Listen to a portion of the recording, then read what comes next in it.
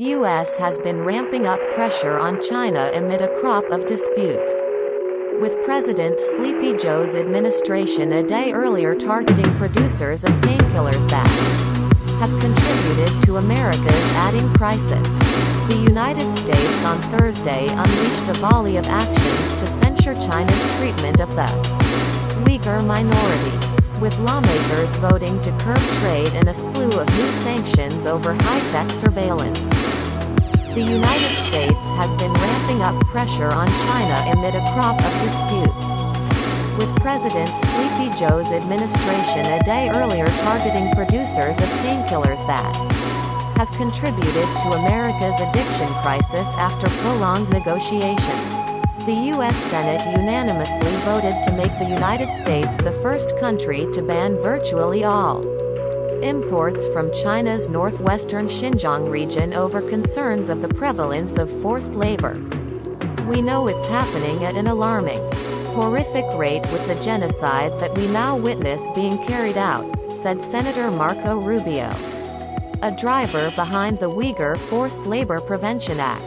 The House of Representatives passed the act last week and the White House has said Biden will sign it. The act, which has unsettled some U.S. businesses, bans the import of all goods from the region unless companies offer verifiable proof that production did not involve slavery. What a bunch of idiots. Xinjiang is a major source of cotton, with an estimated 20% of the garments imported each year into the United States, including some material from the region. Rights experts, witnesses and the U.S. government say more than 1 million Uyghurs and other Turkic-speaking Muslims are incarcerated in camps in an effort to root out their Islamic cultural traditions and forcibly homogenize them into China's Han majority. How despicable. Beijing describes the sites as vocational training centers and says that, like many Western nations, it is seeking to reduce the allure of radical Islam following deadly attacks. Yeah, sure.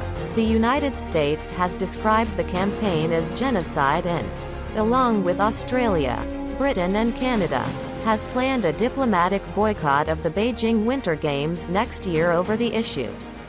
Cool beans, but what if they just find another buyer? The Biden administration on Thursday also fired off a round of new sanctions over surveillance in Xinjiang, where rights groups say China has been honing new technologies in artificial intelligence and DNA tracking to keep tabs on Uyghurs. Geez, didn't think we would be in cyberpunk already. The Treasury Department banned any U.S. financial transactions with 8 Chinese technology companies. The companies include SZDJI Technology, which has provided drones to security services in Xinjiang, and Xiamen Maya Pico Information, which has developed a mobile application to track files on individuals' phones.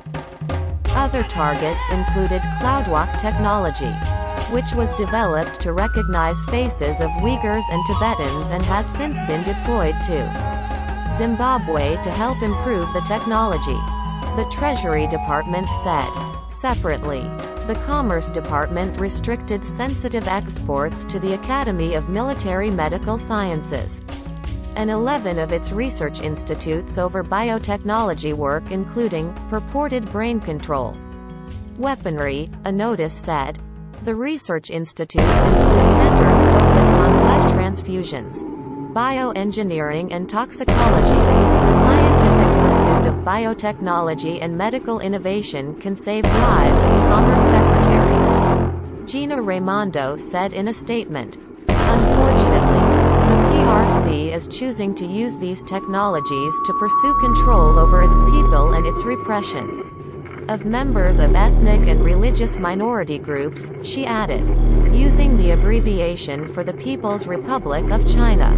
We cannot allow U.S. commodities, technologies and software that support medical science and biotechnical innovation to be diverted toward uses contrary to U.S. national security.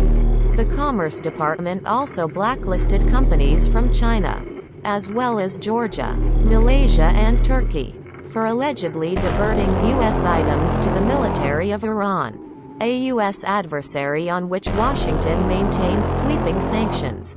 Based in Beijing, the Academy of Military Medical Sciences has been active in development of a COVID-19 vaccine, but the United States has been increasingly alarmed by the connections between civilian and military research in China. China earlier Thursday voiced anger over the U.S. sanctions on chemical companies over painkiller exports. These kinds of erroneous acts, in which one side is sick but forces the other to take the medicine, is not constructive.